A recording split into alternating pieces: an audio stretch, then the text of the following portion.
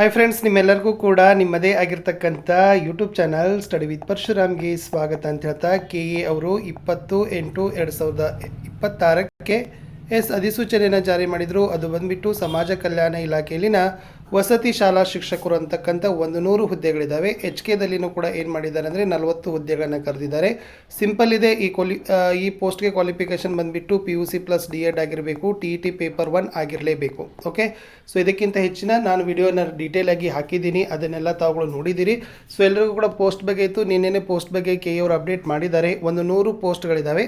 ಅದರಲ್ಲಿ ನೋಡಿ, ಸಾಮಾನ್ಯ ಅಭ್ಯರ್ಥಿ ಇತರೆಗಳಿಗೆ 8 ಇದೆ, ಪರಿಶಿಷ್ಟ ಜಾತಿ A1 B1 ಇದೆ, ಪರಿಶಿಷ್ಟ ಜಾತಿ C1, ಪಂಗಡ 1 2A 3 ಇದ್ದಾವೆ. ಓಕೆ, ಮಹಿಳಾ ಅಭ್ಯರ್ಥಿ ಸಾಮಾನ್ಯ 16, ಪರಿಶಿಷ್ಟ ಜಾತಿ A2, ಪರಿಶಿಷ್ಟ ಜಾತಿ B2, ಪರಿಶಿಷ್ಟ ಜಾತಿ C2, ಪರಿಶಿಷ್ಟ ಪಂಗಡ 1, category 1 2, 2A 4, 2B 2, third A 2, third B 2, ಒಟ್ಟು 35. ಇನ್ನು ಗ್ರಾಮೀಣ ಅಭ್ಯರ್ಥಿಯಲ್ಲಿ GM ಅಲ್ಲಿ 12 ಪೋಸ್ಟ್ ಇದ್ದಾವೆ. 2A1, SC A1, SC B1, SC C1, ST 1, category 1 2A 4 ಇದ್ದಾವೆ, 2B 1, third A 1, third B 2. ಇನ್ನು ಅಂಗವಿಕಲ ನೋಡೋದಾದರೆ ಸಾಮಾನ್ಯ ಅಭ್ಯರ್ಥಿ 2, ಪರಿಶಿಷ್ಟ ಜಾತಿ A1, B1, C1 ಇದ್ದಾವೆ. ಸೊ ಟೋಟಲಿ 5 ಪೋಸ್ಟ್ ಇದ್ದಾವೆ. ಮಾಜಿ ಸೈನಿಕ ಜನರಲಲ್ಲಿನೇ 5 ಪೋಸ್ಟ್ ಇದ್ದಾವೆ. ಮತ್ತು ಪ್ರವರ್ಗ 1ರಲ್ಲಿ 1, 2Aದಲ್ಲಿ 2, 2Bಯಲ್ಲಿ 1, ಥರ್ಡ್ Aದಲ್ಲಿ 1, ಥರ್ಡ್ Bದಲ್ಲಿ 1, ಒಟ್ಟು 11. ಕನ್ನಡ ಮಾಧ್ಯಮ GM 3, 2A 1, ಒಟ್ಟು 4. ಯೋಜನಾ ನಿರಾಶ್ರಿತರು ಸಾಮಾನ್ಯ ಅಭ್ಯರ್ಥಿಗಳು 3, 2Aದಲ್ಲಿ 1 ಇದ್ದಾವೆ. ಓಕೆ, ಒಟ್ಟು 4 ಇದ್ದಾವೆ. ತೃತೀಯ ಲಿಂಗಿ ಸಾಮಾನ್ಯ ಅಭ್ಯರ್ಥಿ 1, ಕೇವಲ 1 ಪೋಸ್ಟ್ ಇದ್ದಾವೆ. ಓಕೆ, ಪರಿಶಿಷ್ಟ ಜಾತಿ C ವರ್ಗಕ್ಕೆ ಲಭ್ಯವಾಗುವ ಹುದ್ದೆಗಳಲ್ಲಿ 20% ಹುದ್ದೆಗಳನ್ನು ಪರಿಶಿಷ್ಟ ಜಾತಿಯ ಪ್ರವರ್ಗ Cದಲ್ಲಿನ 59 ಅತ್ಯಂತ ಹಿಂದುಳಿದ ಜಾತಿಗಳಿಗೆ ಮೀಸಲಿರ್ತಾರೆ. ಈ 59 ಅತ್ಯಂತ ಹಿಂದುಳಿದ ಜಾತಿಗಳಿಗೆ ಸೇರಿದವರು ಲಭ್ಯವಾಗದಿದ್ದಲ್ಲಿ ಇದನ್ನು Cಯ ಇತರೆ ಜಾತಿಗಳ ಅರ್ಹ ಅಭ್ಯರ್ಥಿಗಳಿಂದ ತುಂಬುತ್ತಾರೆ. ಸೊ ಅಂಗವಿಕಲನ ಕೂಡ ಏನು ಮಾಡಿದ್ದಾರೆ ಅಂದರೆ ಗುರುತಿಸಿದ್ದಾರೆ. ಇಷ್ಟು 100 ಪೋಸ್ಟ್ ಏನಾಗಿತ್ತಪ್ಪ ಅಂದರೆ ನಾನ್ HKಗೆ ಸಂಬಂಧಪಟ್ಟಂತೆ ಇತ್ತು. ಇನ್ನು ಇದು HK ರೀಸನ್ಗೆ ಸಂಬಂಧಪಟ್ಟಂತೆ ಇದೆ. ಓಕೆ, ಕಲ್ಯಾಣ ಕರ್ನಾಟಕ KKಗೆ ಅಂತ ಹೇಳ್ತೀವಲ್ಲ, ಅವುಗಳಿಗೆ ಸಂಬಂಧಪಟ್ಟಂತೆ ಸಾಮಾನ್ಯ 4, ಮಹಿಳೆ 6, ಗ್ರಾಮೀಣ 5, ಅಂಗವಿಕಲರು 1, ಮಾಜಿ ಸೈನಿಕರು 2, ಕನ್ನಡ ಮಾಧ್ಯಮ 1, ಯೋಜನಾ ನಿರಾಶ್ರಿತರು 1, 20 ಪೋಸ್ಟ್ ಇದ್ದಾವೆ. SC Aದಲ್ಲಿ 1 ಇತರೆ 1 ಮಹಿಳೆ 1 ಗ್ರಾಮೀಣ ಒಟ್ಟು 3. SC Bಯಲ್ಲಿ 1 ಇತರೆ 1 ಮಹಿಳೆ 2 ಹುದ್ದೆಗಳು. ನೆಕ್ಸ್ಟ್ SC Cಯಲ್ಲಿ 1 ಇತರೆ 1 ಮಹಿಳೆ 2 ಹುದ್ದೆಗಳು. ಪರಿಶಿಷ್ಟ ಪಂಗಡ 1 ಮಹಿಳೆ, ಕ್ಯಾಟಗರಿ 1 ಗ್ರಾಮೀಣ ಇದೆ.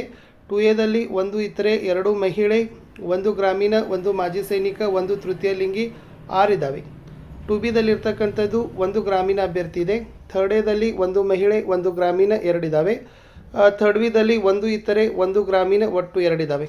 ಒಟ್ಟು HKದಲ್ಲಿ ಇರ್ತಕ್ಕಂಥ ಕಲ್ಯಾಣ ಕರ್ನಾಟಕ ಭಾಗಕ್ಕೆ ನಾವು ಹೇಳ್ದಂಗೆ ಇತರೆ 9 ಹುದ್ದೆಗಳು ಸಿಗ್ತಾ ಇದ್ದಾವೆ. ಮಹಿಳೆಯರಿಗೆ 13 ಇದ್ದಾವೆ, ಗ್ರಾಮೀಣ 11, ಅಂಗವಿಕಲ 1, ಮಾಜಿ ಸೈನಿಕ 3, ಕನ್ನಡ ಮಾಧ್ಯಮ 1, ಯೋಜನಾ ನಿರಾಶ್ರಿತರು 1, ತೃತೀಯ ಲಿಂಗದ ಅಭ್ಯರ್ಥಿಗಳು 1, ಒಟ್ಟು 40.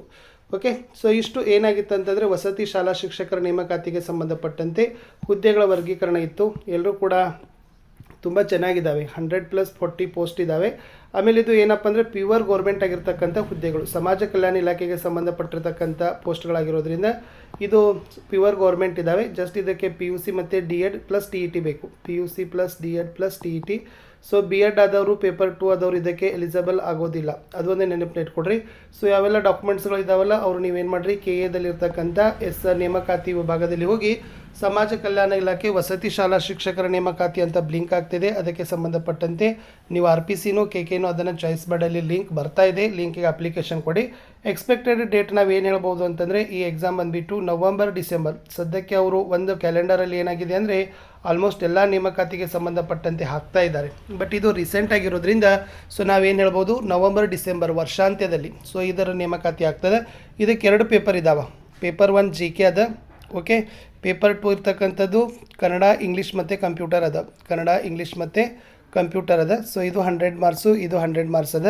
ಆಮೇಲೆ 2 ಪೇಪರಲ್ಲಿ ಏನು ಮಾಡಬೇಕು, ಮಿನಿಮಮ್ 35% ಮಾರ್ಕ್ಸನ್ನು ತೊಗೊಲೇಬೇಕು. 35% ತೊಗೊಂಡ್ರೆ ನಿಮ್ಗೆ ಏನು ಮಾಡ್ತಾರೆ, ಅರ್ಹತಾ ಪಟ್ಟಿಗೆ ಸೇರಿಸ್ತಾರೆ, ಇಲ್ಲಾಂದರೆ ಸೇರಿಸೋದಿಲ್ಲ.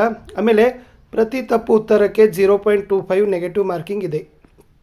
ಪ್ರತಿ ಉತ್ತರಕ್ಕೆ 0.25 ನೆಗೆಟಿವ್ ಮಾರ್ಕಿಂಗ್ ಇರ್ತಕ್ಕಂಥದ್ದು. ಸೊ ಅದನ್ನು ಕೂಡ ಅಭ್ಯರ್ಥಿಗಳು ಗಮನಿಸ್ಕೊಳ್ಬೇಕು. ಆಮೇಲೆ ಚೆನ್ನಾಗಿ ಪ್ರಿಪ್ರೇಷನನ್ನು ಮಾಡಿ. ಈಗಾಗಲೇ ಕೆ ಅವರು ಹಾಕಿರ್ತಕ್ಕಂಥ ಪೇಪರ್ 1 ಆಗಿರ್ಬೋದು, ನೀವೆಲ್ಲ ನೋಡ್ತಾ ಇದ್ದೀರಿ. ಮೊನ್ನೆ ಪಿ ಸಿ ಆಯಿತು, ಆಮೇಲೆ ವಿ ಎ ಒ ಈಗ ಕಾಲ್ ಆಗ್ತಾ ಇದ್ದಾವೆ, ಆಮೇಲೆ ಕ್ರೈಸ್ನಲ್ಲಿನೂ ಕೂಡ ಕಾಲ್ ಆಗ್ತಾ ಇದ್ದಾವೆ. ಅಲ್ಲೆಲ್ಲ ನೋಡಿದರೆ ವಿಶೇಷವಾಗಿ 6ರಿಂದ 10 ಬೇಸಿಕ್ ಪುಸ್ತಕಗಳ ಮೇಲೆ ಭಾಳ ಪ್ರಶ್ನೆಗಳು ಬರ್ತಾ ಇದ್ದಾವೆ ಪೇಪರ್ 1ಗೆ ಸಂಬಂಧಪಟ್ಟಂತೆ. ಬೇಸಿಕ್ 6 to 10 ಆಲ್ಮೋಸ್ಟ್ ನಾವು ಮೊನ್ನೆ ಪೊಲೀಸ್ ಕೇಸ್ ನೋಡಿದ್ದೀವಲ್ಲ, ಸಿವಿಲು ಮ್ಯಾಕ್ಸಿಮಮ್ ಕ್ವಶನ್ಸ್ಗಳನ್ನ ಏನು ಮಾಡಿದ್ರು ಅಂದರೆ ಕೇಳಿದರು. ಸೊ ಅದಕ್ಕಾಗಿ ನೀವೇನು ಮಾಡಬೇಕಂದ್ರೆ ಬಿಫೋರ್ ಮುಂಚೆ ಒಂದು 6ರಿಂದ 1 ಇಯರ್ವರೆಗೆ ಕರೆಂಟ್ ಅಫೇರ್ಗಳಾಗಿರ್ಬೋದು, ಓಕೆ, ರೀಸೆಂಟ್ ಆಗಿರ್ತಕ್ಕಂಥ ಚೆನ್ನಾಗಿ ಸ್ಪರ್ಧಾ ಅರಿವು ಬರ್ತಾ ಇದೆ. ಓಕೆ, ನಿಮಗೆ ಬುಕ್ಸ್ಗಳನ್ನು ಕೂಡ ನಾನು ನಿಮಗೆ ಸಜೆಸ್ಟ್ ಮಾಡ್ತೀನಿ. ಸ್ಪರ್ಧಾ ಅರಿವು ಅಂತಕ್ಕಂಥ ಕರೆಂಟ್ ಅಫೇರ್ಸ್ಗಳು ಬರ್ತಾ ಇದ್ದಾವೆ. ಸೊ ಚೆನ್ನಾಗಿದೆ, ಅದನ್ನು ಕೂಡ ತಾವೆಲ್ಲರೂ ಕೂಡ ಪ್ರಿಪೇರ್ ಮಾಡಿಕೊಡ್ರಿ. ಒಟ್ಟು ರಾಜ್ಯ, ರಾಷ್ಟ್ರ, ಅಂತಾರಾಷ್ಟ್ರೀಯ ಮಟ್ಟದ ಕರೆಂಟ್ ಅಫೇರ್ಸ್ಗಳನ್ನ ನೀವೇನು ಮಾಡಬೇಕಪ್ಪ ಅಂದರೆ ಓದಬೇಕು. ಓಕೆ, ಬೆಟರ್ ಅಂದರೆ ಕರ್ನಾಟಕ ಟೆಕ್ಸ್ಟ್ ಬುಕ್ಸ್ಗಳಾಗಿರ್ಬೋದು ಅಥವಾ NCERT ಪುಸ್ತಕಗಳನ್ನು ನೀವೇನು ಮಾಡಬೇಕು, ಓದಬೇಕು. ಸಾಮಾನ್ಯ ಕನ್ನಡವನ್ನು ಚೆನ್ನಾಗಿ, ಕನ್ನಡ ಸಾಹಿತ್ಯ, ಕನ್ನಡ ವ್ಯಾಕರಣ ಎಲ್ಲದರ ಮೇಲೆ ನಿಮ್ಮದು ಹಿಡಿತ ಇರಲೇಬೇಕು. ಓಕೆ, ಕನ್ನಡದಲ್ಲಿ ವ್ಯಾಕರಣ ಮತ್ತು ಸಾಹಿತ್ಯ ಮತ್ತು ಬೋಧನಾಶಾಸ್ತ್ರ ಈ 3 ಪಾರ್ಟ್ ಬರ್ತಾವೆ, ಅದನ್ನು ಕೂಡ ನೀವು ನೋಡ್ಕೋಬೇಕು. ಇಂಗ್ಲೀಷ್ನಲ್ಲಿನೂ ಕೂಡ ಹಾಗೆ ಇರ್ತದೆ. ಓಕೆ, ಸೊ ಇಂಗ್ಲೀಷ್ನಲ್ಲಿನೂ ಕೂಡ ನೀವು ಏನು ಮಾಡಬೇಕು, ಗ್ರಾಮರ್ ಆಗಿರ್ಬೋದು, ಆಮೇಲೆ ಪೆಡಾಗೋಗಿ, ಓಕೆ, ಕಾಂಪ್ರಿಹೆನ್ಷನ್ಗೆ ಸಂಬಂಧಪಟ್ಟಂತೆ ಪ್ರಶ್ನೆಗಳು ಕೂಡ ನಾವೇನು ಮಾಡ್ತೀವಿ, ಇಂಗ್ಲೀಷ್ನಲ್ಲಿ ಕೇಳ್ತೀವಿ. ಸ್ಪೆಷಲಿ ಇವೆಲ್ಲ ಏನಾಗಿರ್ತವಪ್ಪ ಅಂದರೆ PUC ಲೆವೆಲ್ಗೆ ಸಂಬಂಧಪಟ್ಟಂತೆ ಪ್ರಶ್ನೆ ಅಂತ ಹೇಳಿರ್ತಾರೆ, ಬಟ್ ಅವ್ರು ಡಿಗ್ರಿ ಲೆವೆಲ್ ತನಕ ಕೂಡ ಏನು ಮಾಡ್ತಾರಪ್ಪ ಅಂದರೆ ಕೊಡ್ತಾರೆ. ಓಕೆ, ಒಂದು ಆಮೇಲೆ ಪೇಪರ್ 1ಗೆ ಸಂಬಂಧಪಟ್ಟಂತೆ ಆಲ್ರೆಡಿ ನಾನು ಹೇಳಿದ್ದೀನಿ ನಿಮಗೆ, KTBS ಅಂದರೆ ಕರ್ನಾಟಕ ಟೆಕ್ಸ್ಟ್ ಬುಕ್ ಆಗಿರ್ಬೋದು, okay, plus NCERT. So NCERT ಪುಸ್ತಕಗಳು ಅವುಗಳು ಕೂಡ ನಿಮಗೆ ಸಿಗ್ತವೆ. ಸೊ ಅವುಗಳನ್ನು ಕೂಡ ನೀವು ಏನು ಮಾಡಿ ಓದಿ. ನಾನು ಕೂಡ ನಿಮಗೆ ಕಮೆಂಟಲ್ಲಿ ಪಿನ್ಸ್ಗಳನ್ನು ಕೊಡ್ತೀನಿ. ಓಕೆ, ಸೊ ಅವುಗಳನ್ನು ಖಂಡಿತವಾಗಿ ಓದಿದರೆ ನಿಮಗೆ ಯೂಸ್ ಆಗ್ತದೆ. ಆಮೇಲೆ ನಮ್ಮ ಯೂಟ್ಯೂಬ್ ಚಾನಲಲ್ಲಿ ಕೂಡ ವಿಡಿಯೋಗಳು ಬರ್ತಾ ಇದ್ದಾವೆ, ಅವೆಲ್ಲವುಗಳನ್ನು ನೋಡಿ. ವಿಶೇಷವಾಗಿ KEನ PYQಗಳನ್ನೇ ಟ್ರೈ ಮಾಡಿ. ಪೇಪರ್ 1ಗೆ KEಗೆ ಬರೆದ್ಬಿಟ್ಟಿರ್ತಕ್ಕಂಥ PYQ ಪ್ರೀವಿಯಸ್ ಇಯರ್ ಕ್ವಶನ್ಸ್ಗಳನ್ನು ಏನು ಹಾಕಿರ್ತಾರಲ್ಲ ರೀಸೆಂಟ್ ಎಕ್ಸಾಮಲ್ಲಿ, ಅವೆಲ್ಲವುಗಳನ್ನು ನೋಡಿದರೆ ನಿಮಗೆ ಪೇಪರ್ 1 ಅನಲೈಸೇಷನ್ ಸಿಗ್ತದೆ. ಅವ್ರು ಈಕ್ವಲ್ ಕೊಟ್ಟಿರ್ತಾರೆ, ಹಿಸ್ಟ್ರಿ ಆಗಿರ್ಬೋದು, ಓಕೆ, ಇಂಡಿಯನ್ ಕಾನ್ಸ್ಟಿಟ್ಯೂಷನ್ ಆಗಿರ್ಬೋದು, ಓಕೆ, ಜಿಯೋಗ್ರಫಿಗಳಾಗಿರ್ಬೋದು, ಮೆಂಟಲ್ ಎಬಿಲಿಟಿ ಆಗಿರ್ಬೋದು, ಆಮೇಲೆ GKಗೆ ಸಂಬಂಧಪಟ್ಟಂತೆ ಮತ್ತು ಕರೆಂಟ್ ಅಫೇರ್ಸ್ಗೆ ಸಂಬಂಧಪಟ್ಟಂತೆ. ಸೊ ಈಕ್ವಲ್ ವೇಟೇಜ್ ಕೊಟ್ಟಿರ್ತಾರೆ. ಚೆನ್ನಾಗಿ ಕ್ವಶನ್ ಪೇಪರ್ನ ರೆಡಿ ಮಾಡಿರ್ತಾರೆ. ಎಷ್ಟು ಬೇಕಲ್ಲ ಅಷ್ಟು ಜ್ಞಾನವನ್ನು ಹೊಂದಿರಬೇಕನ್ನೋರು ಏನು ಮಾಡಿರ್ತಾರೆ, ಅವರು ಪರೀಕ್ಷೆಗೆ ಒಳಪಡಿಸೋದ್ರಿಂದ ನೀವೇನು ಮಾಡಬೇಕಪ್ಪ ಅಂದರೆ ಚೆನ್ನಾಗಿ ಓದಿ.